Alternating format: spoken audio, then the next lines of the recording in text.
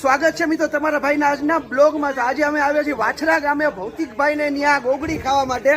આ છે અમારા ભૌતિકભાઈ અને ઉતરે છે ગરમા ગરમ ગોગડી.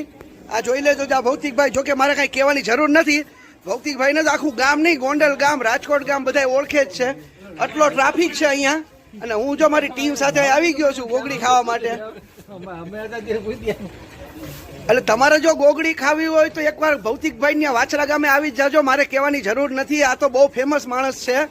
ગોંડલ ને રાજકોટ વાળા જો ભૌતિકભાઈ ને મિત્રતાની દ્રષ્ટિએ બહુ સારી રીતે ઓળખે છે.